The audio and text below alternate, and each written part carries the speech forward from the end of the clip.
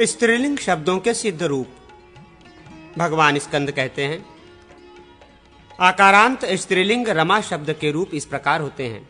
रमा प्रथम ए, रमे प्रथम द्वितीय, रमा प्रथम ब। रमा शुभा, रमाएं शुभ स्वरूपा हैं। रमाम द्विये, रमे द्विद्वि, रमा द्विब, रमया तृतीय ए, रमाभ्याम तृतीय द्वि, रमाभि तृतीय ब, रमाभि कृततम व्ययम। रमाओं ने अव्यय अक्षय पुण्य किया है।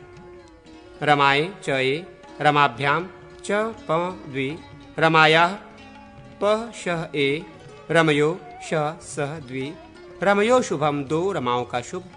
रमाणाम श ब, रमायाम स ए, रमासु स ब। इसी प्रकार कला आदि शब्दों के रूप होते हैं। आकारांत जरा शब्द के कुछ रूप भिन्न होते हैं। जरा प्रथमा विभक्ति एक में जरसौ, जरे प्र द्विद्वि, जरसः जरा प्र द्वि बहु, जरसम जराम द्वि ए, जरासु ब। अब सर्वा शब्द के रूप कहते हैं। सर्वा सर्वे सर्वा, सर्वाम सर्वे सर्वा, सर्वया सर्वस्ये सर्वस्वे देहि सबको दो, सर्वस्याः सर्वस्याः सर्वयोः। शेष रूप रमा शब्द के समान होते हैं। स्त्रीलिंग नित्य द्विवचनांत द्वि शब्द के रूप ये हैं। द्वे द्वे त्रि शब्द रूप ये हैं। तीसरा तृष्णाम बुद्धि शब्द के रूप इस प्रकार। बुद्धि बुद्धिया, बुद्धेये बुद्धये, बुद्धे। मति शब्द के संबोधन के एक वचन में हे मते ये रूप होता है। मुनि नाम यह मुनि शब्द के षष्ठी बहुवचन का रूप है और शेष रूप कवि शब्द के समान होते हैं। नदी शब्द के रूप इस प्रकार होते हैं। नदी नद्यो, नदीम, नदीह, नद्या, नदीभि, नद्ये, नद्याम, नदीषु। इसी प्रकार कुमारी और जृंभणी शब्द के रूप होते हैं। श्री शब्द के रूप भिन्न होते हैं। श्रियः, श्रियौ, श्रियः, श्रियाः, श्रिये, श्रिये। स्त्री शब्द के रूप अधोलिखित हैं। स्त्रीम, स्त्रियम, स्त्रीः, स्त्रियः, स्त्रिया, स्त्रिय, स्त्रियाः, स्त्रीणाम, स्त्रियाम। स्त्रीलिंग ग्रामणी शब्द का सप्तमी के एक वचन में, ग्रामण्याम और धेनु शब्द का चतुर्थी के एक वचन में धेनवे धेनवे रूप होता है। जम्बू शब्द के रूप ये हैं। जम्बू, जम्बवौ, जम्बू, जम्बुनाम, जम्बुना फलम पिब। वर्षाभु आदि शब्द के कतिपय रूप ये हैं। वर्षाभ्यो, पुनरभ्यो, मात्र। मात्र शब्द का गौ, नौ। वाच शब्द के रूप ये हैं। वाक, वाग, वाचा, वाग्भि, वाक्षु। स्त्रज शब्द के रूप ये स्त्रभ्याम, स्त्रजी, स्त्रजो। लतावाचक विरुद्ध शब्द के रूप ये हैं। विरुभ्याम, विरुत्सु। स्त्रीलिंग में प्रथमा के एक वचन में उकारानुबंध भवत शब्द का भवती और ऋकारानुबंध भवत शब्द का भवंती रूप होता है। स्त्रीलिंग दिव्यत शब्द का प्रथमा के एक वचन में दिव्यंती रूप होता है। स्त्रीलिंग में भात शब्द के भी प्रथमा के एक वचन में भांति, भांति ये दो रूप होते हैं। स्त्रीलिंग तुदत शब्द के भी प्रथमा के एक वचन में तुदती, तुदंती ये दो रूप होते हैं। स्त्रीलिंग में प्रथमा के एक वचन में रुदत शब्द का रुदती, रुदंत शब्द का रुदंती, ग्रहत शब्द का ग्रहती और चोरियत शब्द का चोरियंती रूप होता है। दृशद शब्द के रूप ये हैं। दृशद, दृशदाभ्याम, दृशदी। विशेषा विदुषी प्रथमा के एक वचन में कृति शब्द का कृति रूप होता है। सिमधु शब्द के रूप ये हैं। समित, समिद, समिभ्याम, समिधि। सीमन शब्द के रूप इस प्रकार हैं। सीमा, सिमन्मी, सिमनी। एवं पम के द्विवचन में दामिनी शब्द का दामिभ्याम, कुकभु शब्द का कुबभ्याम रूप होता है। का, किम शब्द इयम, आभ्याम। इदम शब्द के सप्तमी के बहुवचन में आसु रूप होता है। गिर शब्द के रूप ये हैं। गिब्भर्याम, गिरा, गिरशु। प्रथमा के एक वचन में सुभुः और सुपुः रूप सिद्ध होते हैं। पुर शब्द का तृतीया के एक वचन में पुरा और सप्तमी के एक वचन में पुरी रूप होता है। दिव शब्द के रूप ये हैं द्यो, दुभ्याम, दिवि, धुषु, तादृशा, तादृशी, ये तादृशी शब्द के रूप हैं। दिश शब्द के रूप दिक, दिग, दिशौ, दिशः इत्यादि हैं। यादृश्याम, यादृशी, ये यादृशी शब्द के रूप हैं। सुवच्चोभ्याम, सुवचस्सु, ये सुवचस शब्द के रूप हैं। स्त्रीलिंग में अदस शब्द के कतिपय रूप ये हैं असौ, अमुम, अमूह, अमूम भी, अमुया, अमुयोः।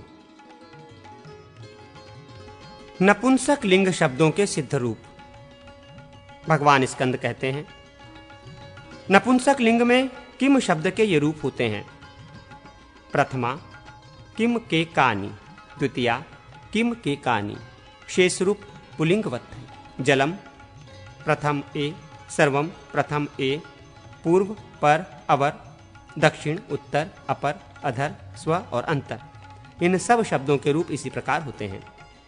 सोमपम प्रथम द्वितीय ए, सोमपानी, ये सोमप शब्द के रूप हैं। ग्रामणी शब्द के नपुंसक लिंग में इस प्रकार रूप होते हैं ग्रामणी, ग्रामीणी, ग्रामीणी। इसी प्रकार वारी शब्द के रूप होते हैं वारी, वारिणी, वारिणी, वारिणाम, वारिणी। शुचये, शुचीने और मृदुने, मृदवे, ये क्रम से शुचि और मृदु शब्द के रूप हैं। त्रपु, त्रपुणी, त्रपुणाम, ये त्रपु शब्द के कतिपय रूप हैं। खलपुनी और खलपी, ये दोनों नपुंसक खलपु शब्द के सप्तमी एक वचन के रूप हैं। कत्रा, कत्रना, कत्रणे, कत्रे, ये कृत शब्द के रूप हैं। अतीरी, अतीरीणी, ये अतीरी शब्द के रूप हैं। अभिनी, अभिनीनी, ये अभिनी शब्द के रूप हैं। सुवचांसी, ये सुवचस शब्द का रूप है। सुवाक्षु, ये सुवाच शब्द का रूप है। यत शब्द के ये दो यत, यद हैं। तत् शब्द के तत्, तद, कर्म शब्द के कर्माणि, इदम शब्द के इदम, इमे, इमानी, ये रूप हैं। इद्रक, इद्रग, ये इदृश शब्द का रूप है। अदह, अमूनी, अमूनी, अमुना, अमेशु। अदस शब्द के ये रूप भी पूर्ववत सिद्ध होते हैं। युष्मद और अस्मद शब्द के रूप इस प्रकार होते हैं। अहम, आवाम, वयम, माम, आवाम, अस्मान, मया, आवाभ्याम, अस्माभि, महमम, अस्मभ्यम, मत, आवाभ्याम, अस्मत्, मम, आवयो, अकस्माकम, अस्मासु, ये अस्मद शब्द के रूप हैं।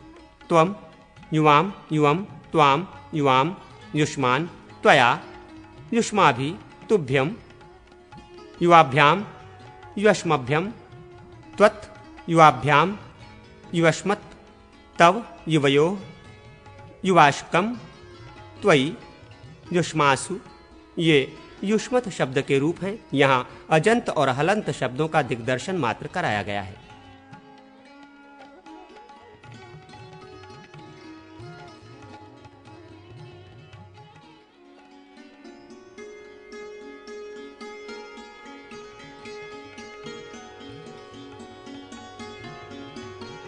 कारक प्रकरण भगवान स्कंद कहते हैं, अब मैं विभक्तार्थों से युक्त कारक का वर्णन करूंगा। ग्रामोस्ति, ग्राम है। यहाँ प्रातिपदिकातार्थ मात्र प्रथमा विभक्ति हुई। विभक्तार्थ में प्रथमा होने का विधान पहले कहा जा चुका है। हे महार्क, इस वाक्य में जो महार्क शब्द है उसके संबोधन में प्रथमा विभक्ति हुई है। संबोधन में प्रथमा का विधान पहले आ चुका है। यह नवमी विष्णु श्रीयास, मैं यहाँ लक्ष्मी सहित भगवान विष्णु का स्तवन करता हूँ। इस वाक्य में विष्णु शब्द की कर्म संज्ञा हुई और द्वितीया कर्मणि स्मृता, इस पूर्व कथित नियम के अनुसार कर्म में द्वितीया हुई है। श्रेयास, यहाँ श्री शब्द में सह का योग होने से तृतीया हुई है। सहार्थक और सदृशार्थक शब्दों का योग होने पर तृतीया विभक्ति होती है। यह सर्वसम्मत मत है। क्रिया में जिसकी स्वतंत्रता विवक्षित हो वो कर्ता या स्वतंत्र कर्ता कहलाता है। जो उसका प्रायोजक हो वो प्रायोजक कर्ता और हेतु कर्ता भी कहलाता है। जहां कर्म ही कर्ता के रूप में विवक्षित हो वो कर्मकर्ता कहलाता है। इनके सिवा अभिहित और अनभिहित ये दो कर्ता और होते हुए अभिहित उत्तम और अनभिहित अधम माना गया है। स्वतंत्र कर्ता का उदाहरण कृतिनः ताम विद्याम समुपासते, विद्वान पुरुष उस विद्या की उपासना करते हैं। यहाँ विद्या की उपासना में विद्वानों की स्वतंत्रता विवक्षित है, इसीलिए वे स्वतंत्र कर्ता हैं। हेतु कर्ता का उदाहरण चैत्रो मैत्रम हितम लभ्यते, चैत्र मैत्र को हित की प्राप्ति कराता है। मैत्रो हितम लभते तम चैत्रः प्रेरयति इति चैत्रो मैत्रम हितम लभ्यते, मैत्र हित को प्राप्त करता है और चैत्र उसे प्रेरणा देता है, अतः ये कहा जाता है कि चैत्र मैत्र को हित की प्राप्ति कराता है। यहाँ चैत्र प्रयोजक कर्ता या हेतु कर्ता है। कर्मकर्ता का उदाहरण प्राकृति धिय स्वयं भीतते, गंवार बुद्धि वाला मनुष्य स्वयं ही फूट जाता है। तरुः स्वयं छिच्यते, वृक्ष स्वयं कट जाता है। यहाँ फोड़ने वाले और काटने वाले कर्ताओं के व्यापार को विवक्षा का विषय नहीं बनाया गया। जहाँ कार्य के अतिशय सौकर्य को प्रकट करने के लिए कृत्या व्यापार अविवक्षित हो, वहाँ कर्म आदि अन्य कारक भी कर्ता जैसे हो जाते हैं और तदनुसार ही क्रिया होती है। इस दृष्टि से यहाँ प्राकृत धिय और तरु पद कर्मकर्ता के रूप में प्रयुक्त है। अभिहित कर्ता का उदाहरण रामो गच्छति, राम जाता है। यहाँ कर्ता अर्थ में तिडंत का प्रयोग है, इसलिए कर्ता उक्त हुआ। जहाँ कर्म में प्रत्यय हो वहाँ कर्म उक्त और कर्ता अनुक्त या अनभिहित हो जाता है। अनभिहित कर्ता का उदाहरण गुरुना शिष्ये धर्म व्याख्यायते, गुरु द्वारा शिष्य के निर्मित धर्म की व्याख्या की जाती है। यहाँ कर्म में प्रत्यय होने से धर्म की जगह धर्म हो गया, क्योंकि उक्त कर्म में प्रथमा विभक्ति होने का नियम है। अनभिहित कर्ता में पहले कथित नियमों के अनुसार तृतीया विभक्ति होती है, इसलिए गुरुणा पद में तृतीया विभक्ति प्रयुक्त हुई है। इस तरह 5 प्रकार के कर्ता बताए गए। अब 7 प्रकार के कर्म का वर्णन सुनो। इसिप्त कर्म, अनिसिप्त कर्म, अनिसिप्तानिसिप्त कर्म, अकथित कर्म, कृत कर्म, अभिहित कर्म तथा अनअभिहित कर्म। इसिप्त कर्म का उदाहरण यति हरि श्रद्धा दाति, विरक्त साधु या सन्यासी हरि में श्रद्धा रखता है। यहाँ कर्ता यति को हरि अभीष्ट है, इसलिए वे इसिप्त कर्म है। अतएव हरि में द्वितीया विभक्ति का प्रयोग हुआ है। इसिप्त कर्म का उदाहरण अहिम लंघयते भृशम, उससे सर्प को बहुधा लंघवाता है। यहाँ अहिम ये अनिसिप्त कर्म है। लांघने वाला सर्प को लांघना नहीं चाहता, वो किसी से हट या प्रेरणा से सर्प लंघन में प्रवृत्त होता है। सिप्ता निसिप्त कर्म का उदाहरण दुग्धम संभक्षय नरजः भक्षयेत, मनुष्य दूध पीता हुआ धूल भी पी जाता है। यहाँ दुग्ध इसिप्त कर्म है और धूल अनिसिप्त कर्म। अकथित कर्म जहाँ अपादान आदि विशेष नामों से कारक को व्यक्त करना अभिष्ट न हो, वहाँ वो कारक कर्म संज्ञक हो जाता है। यथा गोपालः गाम पयम दोग्धि, ग्वाला गाय से दूध दुहता है। यहाँ गाय अपादान है, तथापि अपादान के रूप में कथित न होने से अकथनीय हो गया और उसमें पंचमी विभक्ति न होकर द्वितीय विभक्ति हुई। कृतकर्म जहाँ प्रयोजक कर्ता का प्रयोग होता है, वहाँ प्रयोज्य कर्ता कर्म के रूप में परिणित हो जाता है। यथा गुरु शिष्यम ग्राम गमयेत, गुरु शिष्य को गांव भेजे।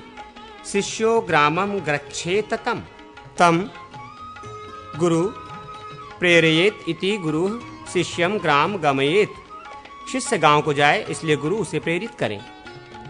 इस अर्थ में गुरु शिष्य को गांव भेजे ये वाक्य है, जहां गुरु प्रायोजक करता है और शिष्य प्रयोज्य करता या कर्मभूत करता है। अभिहित कर्म श्रीय हरय पूजा क्रियते, लक्ष्मी की प्राप्ति के लिए श्री हरि की पूजा की जाती है। यहाँ कर्म में प्रत्यय होने से पूजा उक्त कर्म है, इसी को अभिहित कर्म कहते हैं। अतएव इसमें प्रथमा विभक्ति हुई। अनभिहित कर्म जहाँ कर्ता में प्रत्यय होता है, वहाँ कर्म अनभिहित हो जाता है, अतएव उसमें द्वितीय विभक्ति होती है। उदाहरण के लिए ये वाक्य है हरे सर्वदम स्तोत्रः कुर्यात्, श्रीहरि की सर्व मनोरथ दायिनी स्तुति करे। करण दो प्रकार का बताया गया है, बाह्य और आभ्यंतर। तृतीया करणे भवेत। इस पूर्वोक्त नियम के अनुसार करण में तृतीया होती है। आभ्यंतर करण का उदाहरण देते हैं। चक्षुषा रूपम ग्रहति। नेत्र से रूप को ग्रहण करता है। यहाँ नेत्र आभ्यंतर कारण है, अतः इसमें तृतीया विभक्ति हुई। बाह्य करण का उदाहरण है, दात्रेण तल्लमेत। हंसुआ से उसको काटे। यहाँ दात्र बाह्य करण है, अतः उसमें तृतीया हुई। संप्रदान 3 प्रकार का बताया गया। प्रत्येक, अनुमंत्रिक और अनिरात्रक। जो दान के लिए प्रेरित करता है वो प्रेरक है। जो प्राप्त हुई किसी वस्तु के लिए अनुमति या अनुमोदन मात्र करता है वो अनुमंत्रक है। जो न प्रेरक है न अनुमंत्रक है, अपितु किसी की दी हुई वस्तु को स्वीकार कर लेता है, उसका निराकरण नहीं करता, वो अनिराकृतक संप्रदान है। संप्रदाने चतुर्थी। इस पूर्वोक्त नियम के अनुसार संप्रदान में चतुर्थी विभक्ति होती है। तीनों संप्रदानों के क्रमशः उदाहरण दिए जाते हैं। नरो ब्राह्मणाय गो ददाति। मनुष्य ब्राह्मण को गाय देता है। यहाँ ब्राह्मण प्रेरक संप्रदान होने के कारण उसमें चतुर्थी विभक्ति हुई है। ब्राह्मण लोग प्रायः यजमान को गोदान के लिए प्रेरित करते रहते हैं, अतः उन्हें प्रेरक संप्रदान की संज्ञा दी गई है। नरो नृप्रत्यय दासम ददाति। मनुष्य राजा को दास अर्पित करता है। यहाँ राजा ने दास अर्पण के लिए कोई प्रेरणा नहीं दी है, केवल प्राप्त हुए दास को ग्रहण करके उसका अनुमोदन मात्र किया है, इसीलिए वो अनुमंत्रक संप्रदान है। अतएव नृपते में चतुर्थी विभक्ति प्रयुक्त हुई है। सज्जनः भद्रे पुष्पाणि दद्यात्। सज्जन पुरुष स्वामी को पुष्प दे। यहाँ स्वामी ने पुष्पदान की मनाही न करके उसको अंगीकार मात्र कर लिया है, इसलिए भद्रः शब्द निराकृत संप्रदान है। संप्रदान होने के कारण ही उसमें चतुर्थी विभक्ति हुई है। अपादान 2 प्रकार का होता है, चल और अचल। कोई भी अपादान क्यों ना हो, अपादाने पंचमे स्यात्। इस पूर्व कथित नियम के अनुसार उसमें पंचमी विभक्ति होती है। धावतः अश्वात पतितः। दौड़ते हुए घोड़े से गिरा। यहाँ दौड़ता हुआ घोड़ा चल अपादान है, अतः धावतः अश्वात में पंचमी विभक्ति हुई। स वैष्णव ग्रामादायति। वो वैष्णव के गांव से आता है। यहाँ ग्राम शब्द अचल अपादान है, अतः उसमें पंचमी विभक्ति हुई। अधिकरण 4 प्रकार के होते हैं, अभिव्यापक, औपलेशिक, वैश्यिक और सामीप्य। जो तत्व किसी वस्तु में व्यापक हो वो आधारभूत वस्तु अभिव्यापक अधिकरण है, तथा दग्धीधृतम, दही में घी है। तलेषु तैलम देवार्थम। तिल में तेल है जो देवता के उपयोग में आता है। यहाँ घी दधी में और तैल तिल में व्याप्त है, अतः इनके आधारभूत दही और तिल अभिव्यापक अधिकरण है। आधारो यो अधिकरणम विभक्ति स्त्रम सप्तमी। इस पूर्वोक्त नियम के अनुसार अधिकरण में सप्तमी विभक्ति होती है। प्रस्तुत उदाहरण में दग्नि और तिलेषु, इन पदों में इसी नियम से सप्तमी विभक्ति हुई है। अब औपलेशिक अधिकरण बताया जाता है। कपिद्रेह निर्दिष्ट वृक्षे च तिष्ठेत। बंदर घर के ऊपर स्थित होता है और वृक्ष पर भी स्थित होता है। कपि के आधारभूत जो ग्रह और वृक्ष हैं उन पर वो सटकर बैठता है, इसलिए वो औपलेशिक अधिकरण माना गया है। अधिकरण होने से ही ग्रह और वृक्ष इन पदों में सप्तमी विभक्ति हुई है। अब वैषयिक अधिकरण बताते हैं। विषयभूत अधिकरण को वैषयिक कहते हैं। यथा जले मत्स्य, वने सिंह। जल में मछली, वन में सिंह। यहाँ जल और वन विषय हैं और मत्स्य तथा सिंह विषयी, अतः विषयभूत अधिकरण में सप्तमी विभक्ति हुई। अब सामीप्यक अधिकरण बताते हैं। गंगया घोषो वसति। गंगा में गौशाला वसती है। यहाँ गंगा का अर्थ है गंगा के समीप, अतः सामीप्यक अधिकरण होने के कारण गंगा में सप्तमी विभक्ति हुई। ऐसे वाक्य औपचारिक माने जाते हैं जहाँ मुख्यार्थ बाधित होने से उसके संबंध से युक्त अर्थांतर की प्रतीति होती है। वहाँ लक्षणा होती है। व्यवहारिक इत्यादि स्थलों में गो शब्द का मुख्यार्थ बाधित होता है, अतः वो स्वसदृश को लक्षित कराता है। इस तरह के वाक्य प्रयोगों को औपचारिक कहते हैं। अनभिहित कर्ता में तृतीया अथवा षष्ठी विभक्ति होती है। यथा विष्णु संपूज्यते लोके। लोगों द्वारा विष्णु पूजे जाते हैं। यहाँ कर्म में प्रत्यय हुआ है, अतः कर्म उक्त है और कर्ता अनुक्त, इसलिए अनुक्त कर्ता लोक शब्द में तृतीया विभक्ति हुई है। तेन गंतव्यम तस्य गणवंत्यम, उसको जाना चाहिए। यहाँ उपर्युक्त नियम के अनुसार तृतीया और षष्ठी दोनों का प्रयोग हुआ है। षष्ठी का प्रयोग कृदंत के योग में ही होता है। अभिहित कर्ता और कर्म में प्रथमा विभक्ति होती है, इसलिए विष्णु में प्रथमा विभक्ति हुई है। भक्त हरि प्रणमेत, भक्त भगवान को प्रणाम करे। यहाँ अभिहित कर्ता भक्त में प्रथमा विभक्ति हुई और अनुक्त कर्म हरि में द्वितीया विभक्ति, हेतु में तृतीया विभक्ति होती है। यथा अन्नेन वसेत, अन्न हेतु कहीं भी निवास करे, यहाँ हेतु भूत अन्न में तृतीया विभक्ति हुई। तादर्थ में चतुर्थी विभक्ति कही गई है। वृक्षाय जलम, वृक्ष के लिए पानी, यहाँ वृक्ष शब्द में तादर्थ प्रयुक्त चतुर्थी विभक्ति हुई। परि, उप, आंगी आदि के योग में पंचमी विभक्ति होती है। यथा परिग्रामात पुरा बलवत वष्टोयम देव, गांव से दूर हटकर देव ने पूर्व काल में बड़े जोर की वर्षा की थी। इस वाक्य में परि के साथ योग होने के कारण ग्राम शब्द में पंचमी विभक्ति हुई है। द्विगवाचक शब्द, अन्यार्थक शब्द तथा ऋते आदि शब्दों के योग में ही पंचमी विभक्ति होती है। यथा पूर्वग्रामात ऋते विष्णु न मुक्ति इतराहरे, पृथक और बिना आदि के योग में तृतीया एवं पंचमी विभक्ति होती है। जैसे पृथक ग्रामात, यहाँ पृथक शब्द के योग में ग्राम शब्द से पंचमी और पृथक विराहेण, यहाँ पृथक शब्द के योग में विहार शब्द से तृतीया विभक्ति हुई। इसी प्रकार विना शब्द के प्रयोग में भी जानना चाहिए। विनाश्रिया, विनाश्रिया, यहाँ विना के योग में श्री शब्द से तृतीया और विनाश्रिय, यहाँ विना के योग में श्री शब्द से पंचमी विभक्ति हुई है। कर्म प्रवचनीय संज्ञक शब्दों के योग में द्वितीया विभक्ति होती है। जैसे अन्वर्जुनम योद्धारः, योद्धा अर्जुन के सन्निकट प्रदेश में है, यहाँ अनु कर्म प्रवचनीय संज्ञक है, इसके योग में अर्जुन शब्द में द्वितीया विभक्ति हुई। इसी प्रकार अभितः, परितः आदि के योग में भी द्वितीया होती है। यथा अभितो ग्राम मिरितम, गांव के सब तरफ कह दिया गया है, यहाँ अभितः शब्द के योग में ग्राम शब्द में द्वितीया विभक्ति हुई है। नमः, स्वाहा, स्वधा, स्वस्तिक एवं वषट आदि शब्दों के योग में चतुर्थी विभक्ति होती है। जैसे नमो देवाय, देव को नमस्कार है, यहाँ नमः के योग में देव शब्द में चतुर्थी विभक्ति प्रयुक्त हुई है। इसी प्रकार ते स्वस्ति, तुम्हारा कल्याण हो, यहाँ स्वस्ति के योग में युष्मद शब्द से चतुर्थी विभक्ति हुई। युष्मद शब्द को चतुर्थी के एक वचन में वैकल्पिक ते आदेश हुआ है। तमुन प्रत्ययार्थक भाववाची शब्द से चतुर्थी विभक्ति होती है। जैसे पाकाय याति और पक्तये याति, पकाने के लिए जाता है, यहाँ पाक और पक्ति शब्द तुमर्थक भाववाची है। इन दोनों में चतुर्थी विभक्ति हुई। सहार्थ शब्द के योग में हेतु अर्थ और कुत्सित अंगवाचक में तृतीया विभक्ति होती है।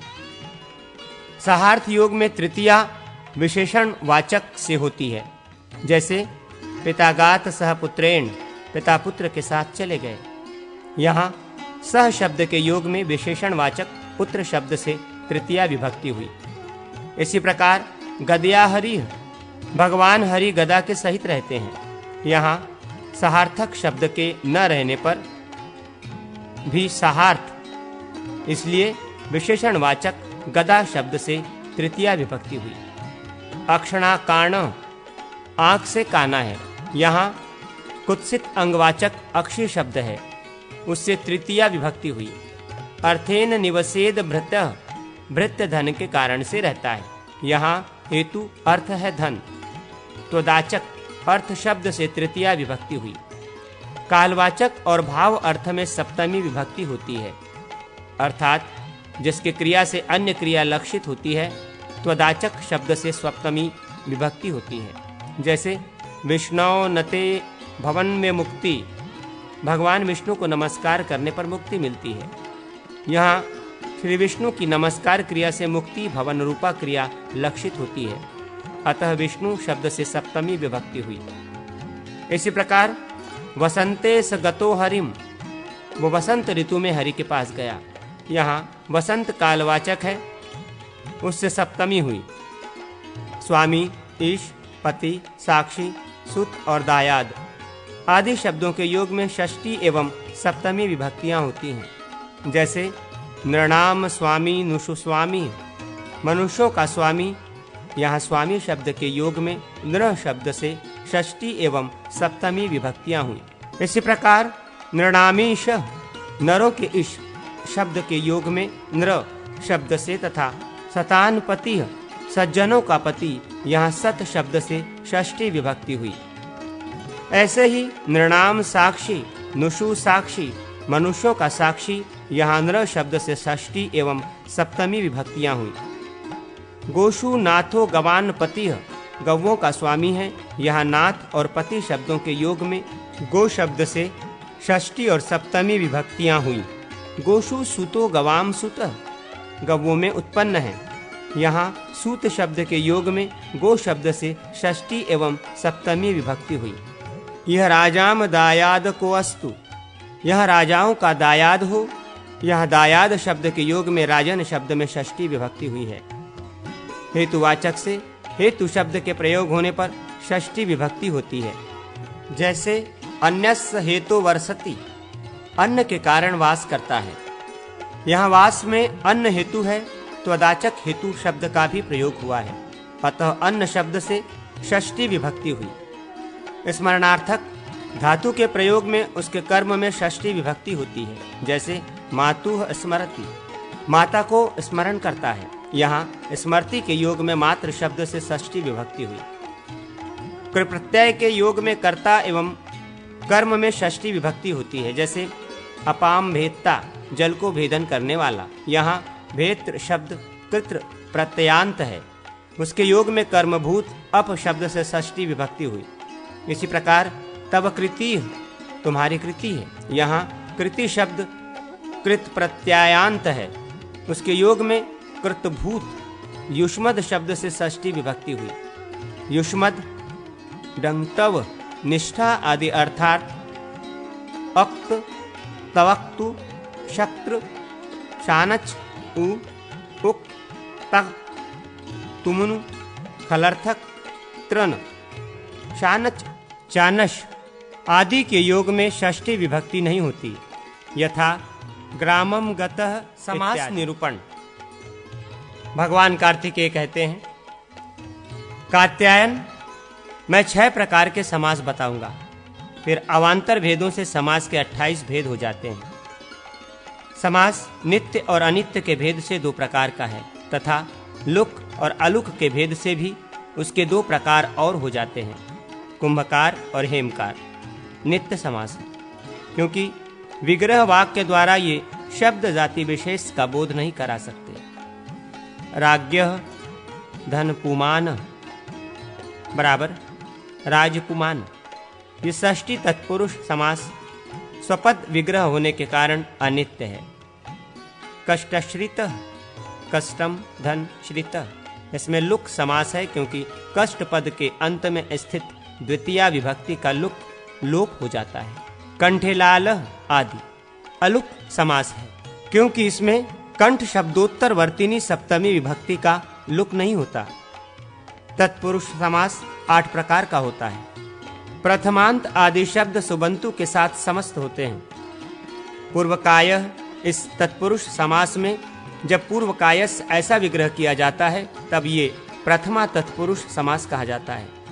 इसी प्रकार अपरकाय, कायस अपरम इस विग्रह में, अधरकाय, कायस अधरम इस विग्रह में और उत्तरकाय, कायसोत्तरम इस विग्रह में भी प्रथमा तत्पुरुष समास कहा जाता है। ऐसे ही अर्धकणा, इसमें अर्धम कणायाः ऐसा विग्रह होने से प्रथमा तत्पुरुष समास होता है। एवं भिक्षातुर्यम, इसमें तुर्य भिक्षायाः ऐसा विग्रह होने से तुर्य भिक्षा और पक्षांतर में भिक्षातुर्यम ऐसा षष्ठी तत्पुरुष होता है।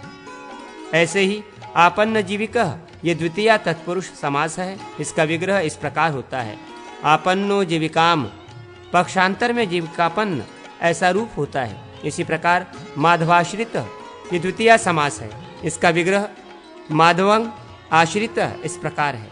वर्षभोग्य, ये द्वितीया तत्पुरुष समास है, इसका विग्रह है वर्षभोग्य धान्यार्थ।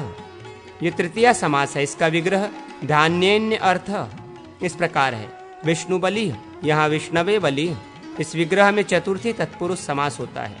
वृकभीतीय, ये पंचमी तत्पुरुष है। इसका विग्रह वृकादभीतीय इस प्रकार है। राजपुमान, यहाँ राज्ञ पुमान। इस विग्रह में षष्ठी तत्पुरुष समास होता है। इसी प्रकार वृक्षस्य फलम वृक्षफलम, यहाँ षष्ठी तत्पुरुष समास है।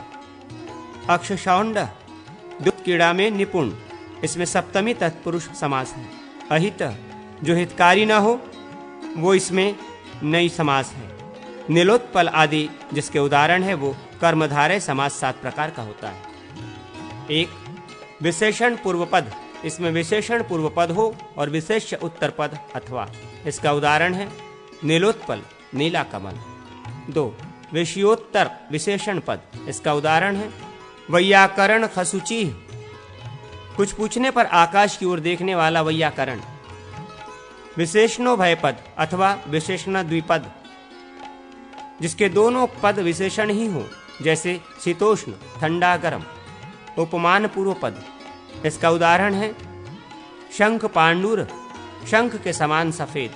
5 उपमानोत्तर पद, इसका उदाहरण है पुरुष व्याघ्र, पुरुषो व्याघ्र इव।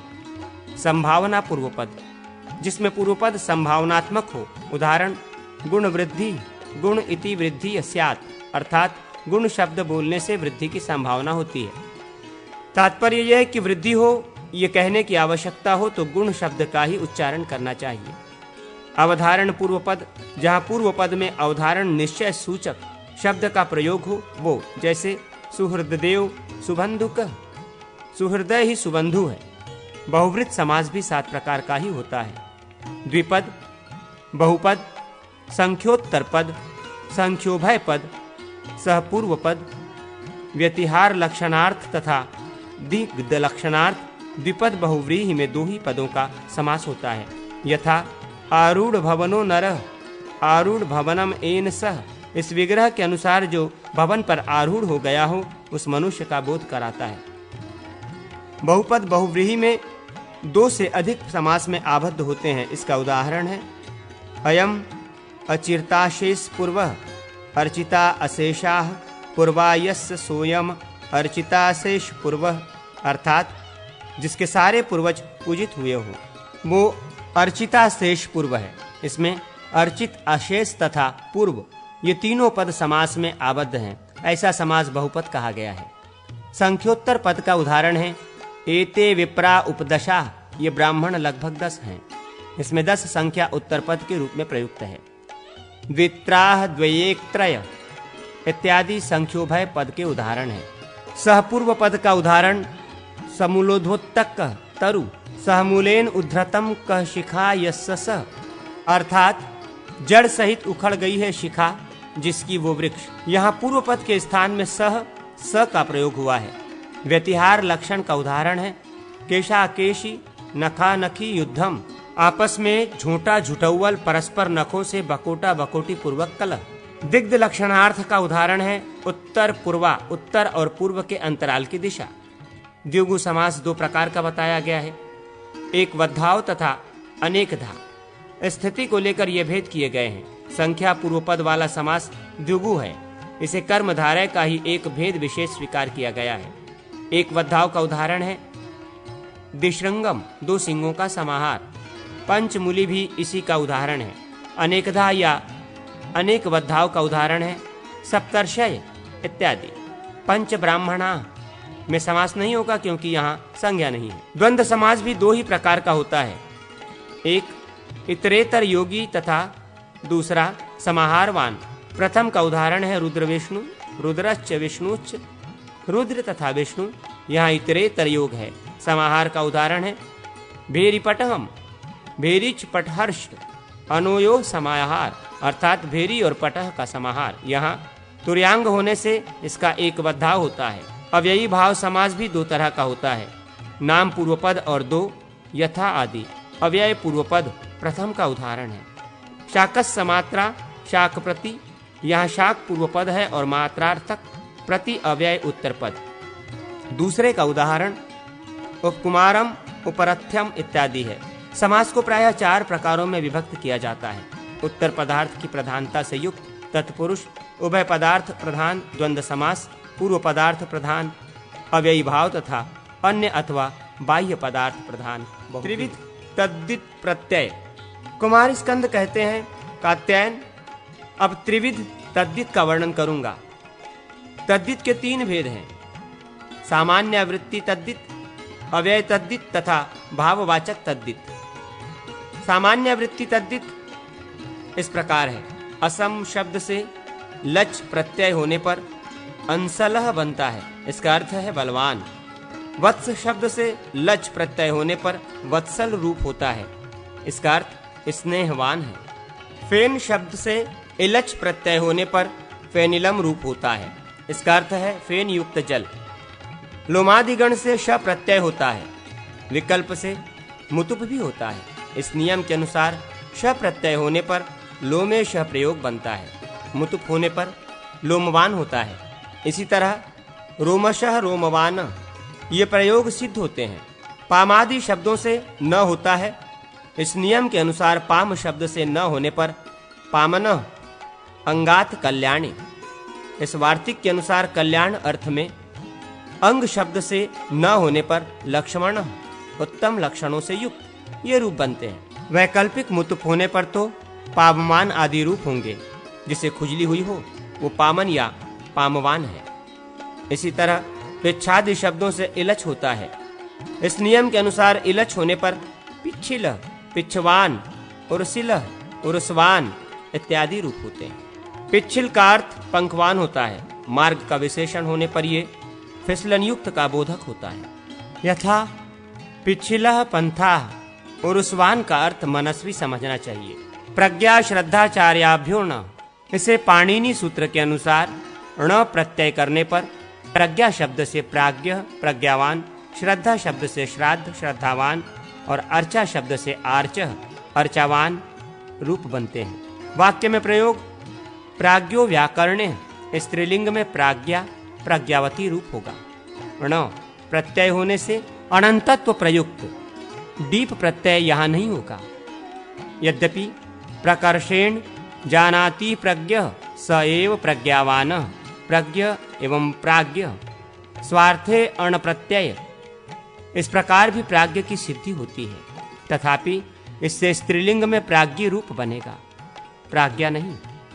वृत्ति शब्द से भी ण प्रत्यय होता है। वार्तः वृत्तिमान, वार्ता विद्या इत्यादि ऊंचे दांत हैं इसके। इस अर्थ में दंत शब्द से उरच प्रत्यय होने पर दंतुरः ये रूप होता है, दंत उन्नत उरच। इस पाणिनि सूत्र से उक्त अर्थ में दंतुरः इस पद की सिद्धि होती है। मधु शब्द से र प्रत्यय होने पर मधुरम, सुशी शब्द से र प्रत्यय होने पर सुशिरम, केश शब्द से व प्रत्यय होने पर केशव, हिरण्य तथा मणि शब्द से व प्रत्यय होने पर हिरण्य व मणि वह, ये प्रयोग सिद्ध होते हैं। रजस शब्द से वलच प्रत्यय होने पर रजस्वलम पद की सिद्धि होती है। धन, कर तथा हस्त, इन शब्दों से इन्हीं प्रत्यय होने पर क्रमशः धनी, करी और हस्ती ये पद सिद्ध होते हैं। धन शब्द से ठन प्रत्यय होने पर धनिकम कुलम या धनिकः पुरुषः ये प्रयोग सिद्ध होते हैं। पयस तथा माया शब्दों से विनी प्रत्यय होने पर पयस्वी मायावी ये रूप बनते हैं। उर्णा शब्द से मतवर्थीय युस प्रत्यय होने पर उर्णायुः पद की सिद्धि बताई गई है। वाच शब्द से रिमनी प्रत्यय होने पर वाग्मी तथा आलच प्रत्यय होने पर वाचालह ये रूप बनते हैं। उसी से आटच प्रत्यय होने पर वाचाठ रूप बनता है। फल तथा बहर शब्दों से इनच प्रत्यय होने पर क्रमशः फलीना बरहिण ये रूप बनते हैं। वृंद शब्द से आर्कन प्रत्यय होने पर वृंदारक इस पद की सिद्धि होती है। शीतम न सहते हिमम न सहते, इस विग्रह में शीत तथा हिम शब्दों से आलूच प्रत्यय करने पर शीतालुह तथा हिमालुह रूप बनते हैं। वात शब्द से उलच प्रत्यय होने पर वातुलह रूप बनता है। अपत्य अर्थ में अण प्रत्यय होता है। वशिष्ठ इस्यापत्यम पुमान वाशिष्ठ, पुरारोपत्यम पुमान कौरव, वशिष्ठ की संतान वासिष्ठ कहलाती है तथा कुरु की संतति कौरव, वहां उसका निवास है। इस अर्थ में सप्तमयंत समर्थ शब्द से अण प्रत्यय होता है। यथा मथुरायाम वासोसयति माथुर, मथुरा में निवास है इसका, इसलिए वो माथुर है। सोयस्य वासः, वो इसका वास स्थान है। इस अर्थ में भी प्रथमांत समर्थ से अण प्रत्यय होता है, उसको जानता और उसे पढ़ता है। इस अर्थ में द्वितीयांत समर्थ पद से अण प्रत्यय होता है। चांद्रम व्याकरणमभीते तत्वेद वा इति चांद्रः, चांद्र एवं चांद्रकः स्वार्थे क प्रत्यय, क्रमादि शब्दों से उन प्रत्यय होता है। उ के स्थान में अक आदेश होता है। क्रमम वेत्ति इति क्रमकः, जो क्रम पाठ को जानता है वो क्रमक है। इसी तरह पदकः, शिक्षकः, मीमांसकः इत्यादि पद बनते हैं। कोशम अधीते वेदवा, जो कोश को जानता या पढ़ता है वो कोशक है। धान्यानाम भवने क्षेत्रे खय, इस सूत्र के अनुसार धान्यों की उत्पत्ति के आधारभूत क्षेत्र के अर्थ में षष्ठ्यंत समर्थ धान्यवाचक शब्द से खय प्रत्यय होता है। स्कंद ने कात्यायन को जिसका उपदेश किया उस कौमार व्याकरण में भी ये नियम देखा जाता है। इसके अनुसार प्रियंगो भरवनः, क्षेत्रम प्रियंग वीनम प्रियंग कंगनी की उत्पत्ति के आधारभूत क्षेत्र का बोध कराने के लिए खिया प्रत्यय होने पर ख के स्थान पर इन आदेश हो जाने पर प्रियंग वीनम ये पद बनता है।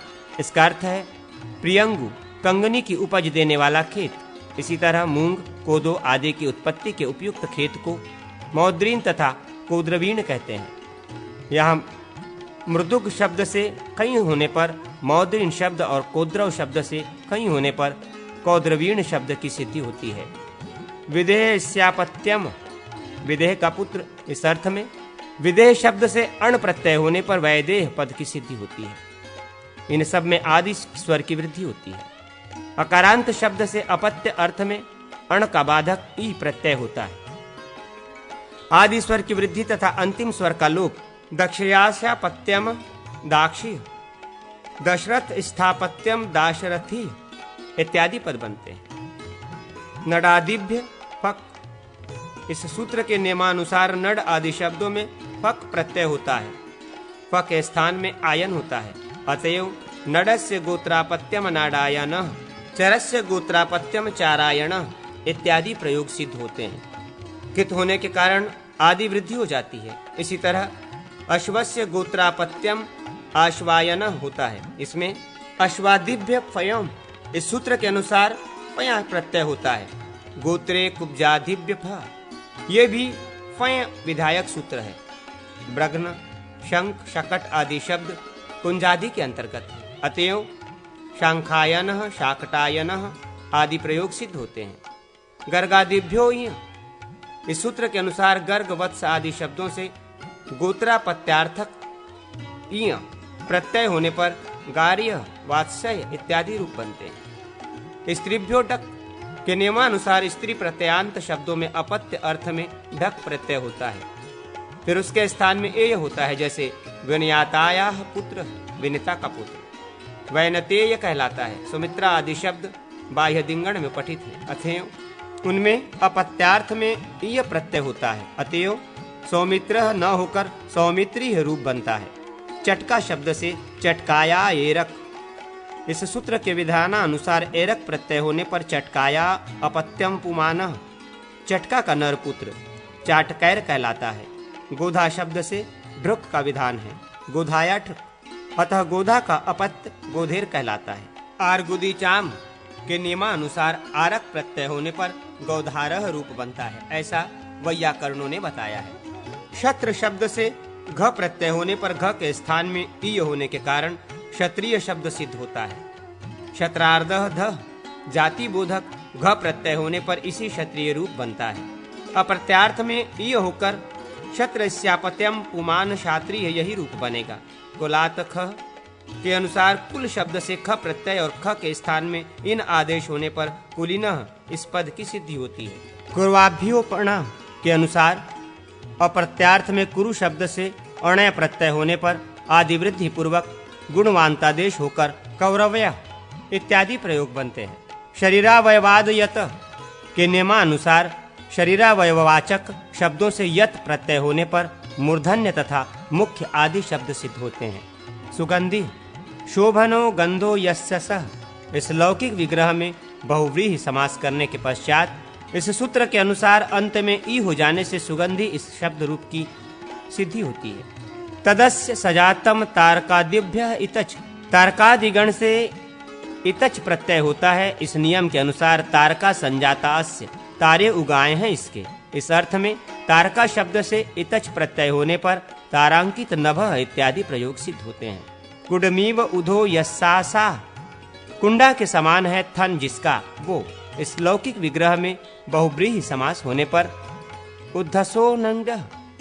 इस सूत्र के अनुसार उधोसंत बहुव्रीहि से स्त्रीलिंग में अनंग होता है। इस प्रकार अनंग होने पर बहुव्रेह रुधोसो डिस। इस सूत्र से डिस प्रत्यय होता है। तत्पश्चात अनन्यान्य प्रक्रियात्मक कार्य होने के बाद कुड्डोग्नि पद की सिद्धि होती है। पुष्पम धनुर्यस्य स पुष्प धनवाह कामदेवः। सुष्टु धनुर्यस्य स सुधनवाह। श्रेष्ठ धनुष धारण करने वाला योद्धा। इन दोनों बहुव्रीहि पदों में धनुष्यस्य इस सूत्र से अनंग होता है। तत्पश्चात सुबाधि कार्य होने पर पुष्पधनवा तथा सुधनवा ये दोनों पद सिद्ध होते हैं। वित्तेन वित्तः इति वित्तचुयुचु। जो धन वैभव के द्वारा प्रसिद्ध हो वो वित्तचुयुचु है। शब्द शास्त्र में जिसकी प्रसिद्धि है वह शब्द चुयुचु कहलाता है। ये दोनों शब्द चुयंचुक प्रत्यय होने पर निष्पन्न होते हैं। इसी अर्थ में चणप प्रत्यय भी होता है। यथा केशचण जो अपने केशों से विदित है वो केशचण कहा गया है। इन प्रत्ययों का विधान इस सूत्र के अनुसार होता है। पटु शब्द से प्रशस्त अर्थ में रूप प्रत्यय होने पर पटु रूप पद बनता है। प्रशस्त पटुः पटरूपः। जो प्रशस्त पटु है वो पटुरूप कहा जाता है। ये रूप प्रत्यय सुबंत और तिडंत दोनों प्रकार के शब्दों से होता है। तिडंत शब्द से इस प्रकार होता है। प्रशस्तम प्रचति इति। पचति रूपम का अर्थ है अच्छी तरह पकता है। अतिशयार्थ द्योतन के लिए तमम, स्टन, तरप और यसून ये प्रत्यय होते हैं। इनमें से तरप और यसून ये दोनों में से एक की श्रेष्ठता का प्रतिपादन करते हैं और तमप तथा स्टन ये दोनों बहुतों में से एक की श्रेष्ठता बताते हैं। पाणिनि ने इनके लिए दो सूत्रों का उल्लेख किया है। अतिशायाने तम विष्टनौ तथा इसके सिवा यदि किसी द्रव्य का प्रकर्ष न बनता हो तो तरप तमप प्रत्ययों से पर्याम हो जाता है। ये आम किम शब्द एदंत शब्द तिडंत पद तथा अव्यय पद से भी होते हैं। इन सब नियमों के अनुसार अयम अनयोरतिशयेन पटु ये इन दोनों में अधिक पटु है। इस अर्थ को बताने के लिए पटु शब्द से यह सून प्रत्यय करने पर विभक्ति कार्य पूर्वक पटियान रूप होता है। अक्ष शब्द से तरप प्रत्यय होने पर अक्षतर और पटु आदि शब्दों से उक्त प्रत्यय होने पर पटुतरह आदि रूप बनते हैं। तिडंत से तरप प्रत्यय करके अंत में आम करने पर प्रचतितराम रूप बनता है। तमप और आम प्रत्यय होने पर अटतीत माम इत्यादि उदाहरण उपलब्ध होते हैं। किंचित न्यूनता और असमाप्ति का भाव प्रकट करने के लिए सुबंत और तिडंत शब्दों से कल्पप, देश्य तथा देशीयर प्रत्यय होते हैं। इस सूत्र के अनुसार मृदु शब्द से कल्पप प्रत्यय होने पर मृदुकल्प प्रयोग बनता है। इसका अर्थ हुआ कुछ कम मृदु या कोमल। इषदुनः इंद्रः इंद्रकल्पः, इषदुनः अर्कः अर्ककल्पः इत्यादि उदाहरण इसी तरह जानने योग्य हैं। इषदुनः राजा इस अर्थ में राजन शब्द से देशीयर प्रत्यय करने पर राजदेशीय तथा दैश्य प्रत्यय करने पर राजदेश्य ये रूप बनते हैं। इसी तरह पटु शब्द से जातीय प्रत्यय करने पर पटु जातीय पद बनता है। इसका अर्थ है पटु प्रकार, पटु के प्रकार का। थल प्रत्यय प्रकार मात्र का बोधक है, किंतु जातीय प्रत्यय प्रकारवान का बोध कराता है। इसका विधायक प्रकार वचने जातीय।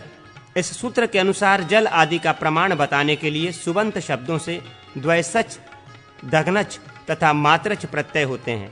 इस नियम से मात्रच प्रत्यय होने पर जानुमात्रम पद बनता है। इसका अर्थ है घुटने तक पानी है। उरु शब्द से द्वैसच प्रत्यय करने पर ऊर्ध्वयसम तथा ध्वनच प्रत्यय करने पर ऊर्ध्वम ये प्रयोग बनते हैं। संख्याया अवयवे तयप, इस सूत्र के अनुसार पंचावयवा यस्य तत्, 5 अवयव हैं जिसके वो। इस अर्थ में पंचन शब्द से तयप प्रत्यय करने पर पंचतयम ये रूप बनता है। द्वारम रक्षति द्वारे नियुक्तो वा द्वारिकः, जो द्वार की रक्षा करता है अथवा द्वार पर रक्षा के लिए नियुक्त है वो द्वारिक है। रक्षति अथवा तत्र नियुक्त सूत्र से यहाँ ठक प्रत्यय हुआ है।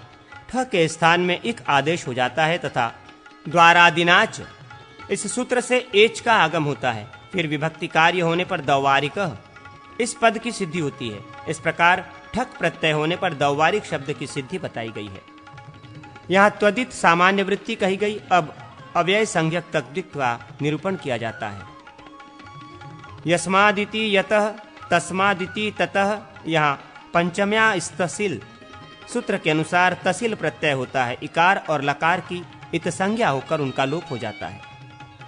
तसिल प्रत्यय विभक्ति संज्ञक होने के कारण तत्यादि नाम के नियमानुसार अकारांत देश हो जाता है। अतः यत की जगह य और तत् की जगह त होने से यतः ततः ये रूप बनते हैं। तसिलाद्वय पाक पाश, तसिल आदि से लेकर पाश प्रत्यय के पूर्व तक जितने प्रत्यय विहित या अभिहित हुए हैं उन सब की अव्यय संज्ञा होती है। इस परिगणना के अनुसार यतः ततः आदि शब्द अव्यय माने गए हैं। तसिल आदि में त्रल प्रत्यय भी आता है। इसका विधायक पाणिनि सूत्र है। सप्तम्या स्त्रलः यस्मिन्निति यत्रः तस्मिन्निति तत्रः। इस लौकिक विग्रह में त्रल प्रत्यय होने पर यस्मिन्त्र तस्मिन्त्र, इस अवस्था में कृतद्वित समाश्वास से प्राप्ति पदिक संज्ञा सुपो धातु प्राप्ति पदिकयो सूत्र से विभक्ति का लोप और त्यदादि नाम सूत्र से अकारांत देश होने पर यत्र तत्र इन पदों की सिद्धि बताई गई है। अस्मिन काले, इस लौकिक विग्रह में अधुना सूत्र से अधुना प्रत्यय होने पर अस्मिन अधुना, इस अवस्था में विभक्ति लोप, इदम के स्थान में इश अनुबंध लोप तथा अयेस्ति च से इकार लोप होने पर अधुना की सिद्धि हुई। इसी अर्थ में दानीम प्रत्यय होने पर इदम के स्थान में ई होकर इदानीम रूप बनता है। सर्वस्मिन काले, इस विग्रह में इस सूत्र से दा प्रत्यय होने पर सर्वदा रूप बनता है।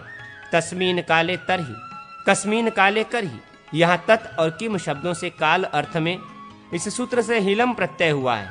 फिर पूर्वपद प्राप्ति पदिकावयव भक्ति का लोप होकर त्यदादि नाम, इस सूत्र से तत् के स्थान पर त और किम कह सूत्र से किम के स्थान में क होने पर तरही और करही इन पदों की सिद्धि कही गई है। अस्मिनः, इस विग्रह में त्रल प्रत्यय की प्राप्ति हुई किंतु उसे बाधित करके इदमोह, इस सूत्र से ह प्रत्यय हो गया। फिर इदम के स्थान में इकार होने पर इह रूप की सिद्धि हुई। येन प्रकारेण तथा केन प्रकारेण कथम, इन स्थलों में प्रकार वचने थाल के अनुसार थाल प्रत्यय होने पर यथा तथा आदि रूप होने पर किम शब्द से किमिश्य के अनुसार थम प्रत्यय होता है। अतः कथम इस रूप की सिद्धि होती है। जो शब्द दिशा के अर्थ में रूढ़ होते हैं ऐसे दिशा, देश और काल अर्थ में प्रयुक्त शब्दों से स्वार्थ में अस्ताति प्रत्यय होता है। श्लोक में पूर्वस्याम ये सप्तमी विभक्ति का पूर्वस्या, ये पंचमी विभक्ति का तथा पूर्वा ये प्रथमा विभक्ति का प्रतिरूप है। अर्थात उक्त शब्द यदि सप्तयमंत, पंचयमंत और प्रथमांत हों तभी उनसे अस्ताति प्रत्यय होता है। पूर्व, अधर और अवर शब्दों के स्थान में क्रमशः पूर्व, अध और अव आदेश होते हैं। अस्ताति के स्थान में असि प्रत्यय का भी विधान होता है। इन निर्दिष्ट नियमों के अनुसार पूर्वस्याम दिशि, पूर्वस्याह दिशि, पूर्वावादिक, इन लौकिक विग्रहों में पुरः, पुरस्तात ये रूप होते हैं। उसी प्रकार अधः, अधस्तात, अवः, अवस्तात इत्यादि रूप जानने चाहिए। इनके वाक्य प्रयोग पुरस्तात संचरेद, पुरस्ताद गच्छेत इत्यादि रूप में होते हैं। समाने अहनि, इस अर्थ में सद्य इस शब्द का प्रयोग होता है। समान का स और अहनि के स्थान में धस निपातित होकर सद्य इस पद की सिद्धि होती है। पूर्वस्मिन वर्षे परुतः, पूर्वतर वर्षे परारि इति, पूर्व वर्ष में इस अर्थ को बताने के लिए परुत शब्द का प्रयोग होता है तथा पूर्व से पूर्व वर्ष में इस अर्थ का बोध कराने के लिए परारी शब्द का प्रयोग होता है। पहले में पूर्व शब्द के स्थान में पर आदेश होता है और उससे उत प्रत्यय किया जाता है। दूसरे में आरी प्रत्यय होता है और पूर्व के स्थान में पर आदेश। अस्मिन संवत्सरे, इस वर्ष में, इस अर्थ का बोध कराने के लिए एषम पद का प्रयोग होता है। इसमें इदम शब्द के स्थान में इकार आदेश और उससे परे समसम प्रत्यय का निपातन होता है। अकार और अकार की इत संज्ञा हो जाने पर इसमः, इस अवस्था में आदि वृद्धि और सकार के स्थान में मूर्धान्य देश होने पर एषम रूप की सिद्धि होती है। पर स्मिन्नहनि, दूसरे दिन के अर्थ में पर शब्द से इधवी प्रत्यय करने पर परद्धवी ये रूप होता है। अस्मिन्नहनि, आज के दिन, इस अर्थ में इदम शब्द से ध प्रत्यय होता है और इदम के स्थान में अ हो जाता है। इस प्रकार अद्य ये रूप बनता है। पूर्वस्मिन दिने, पहले दिन, इस अर्थ में पूर्व शब्द से एदुस प्रत्यय होता है तो पूर्वेधु ये रूप बनता है। इसी प्रकार परस्मिन दिने परेधु, अन्यस्मिन दिने अन्यधेउ इत्यादि प्रयोग जानने चाहिए। दक्षिणास्यम दिशि वसेत, दक्षिण दिशा में निवास करें। इस अर्थ में दक्षिणा और दक्षिणा ही ये रूप बनते हैं। पहले में दक्षिणादाच, इस सूत्र से आच प्रत्यय होता है और दूसरे में आही चदुरे, इस सूत्र से आही प्रत्यय किया गया है। दक्षिणा ही वसेत का अर्थ हुआ दक्षिण दिशा में दूर निवास करें तथा इन सूत्रों के अनुसार दक्षिणः, दक्षिणात, उत्तरतः, उत्तरात ये दो रूप भी बनते हैं। उत्तरस्यान दिशि वसेत, इस अर्थ में उत्तराच, इस सूत्र के अनुसार आच और आही प्रत्यय होने पर उत्तरा तथा उत्तराही ये दोनों रूप सिद्ध होते हैं। अस्ताति प्रत्यय के विषयभूत उधर्व शब्द से रिल और रिष्टातिल प्रत्यय होते हैं तथा उधर्व के स्थान में उप आदेश हो जाता है। इस प्रकार उपरि वसेत, उपरिष्टाद भवेतु इत्यादि प्रयोग सिद्ध होते हैं। उत्तर शब्द से एनप प्रत्यय होने पर उत्तरेण होता है। पूर्वोक्त दक्षिणा शब्द की सिद्धि आच प्रत्यय होने से होती है। इसका निर्देश पहले किया जा चुका है। आही प्रत्यय होने पर दक्षिणा ही पद बनता है, ये भी कहा जा चुका है। दक्षिणा ही वसेत, इसका अर्थ भी दिया जा चुका है। संख्याया विधार्थे धा, इस सूत्र के अनुसार संख्यावाची शब्दों से धा प्रत्यय करने पर द्विधा, त्रिधा, चतुर्धा, पंचधा इत्यादि रूप होते हैं। द्विधा का अर्थ है दो प्रकार का। एक शब्द से प्रकार अर्थ में पूर्वोक्त नियमानुसार जो धा प्रत्यय होता है उसके स्थान में ध्यमुय हो जाता है। उय की इत संज्ञा हो जाती है, ध्यम शेष रह जाता है। यथा एक ध्यम, एक धा, द्रष्टव्य पासु, एकध्यम कुरुत्वम, इस वाक्य का अर्थ है तुम एक ही प्रकार से कर्म करो। इसी प्रकार द्वि और त्रि शब्द से धा के स्थान में धुमुय होता है, विकल्प से द्रष्टव्य पासु।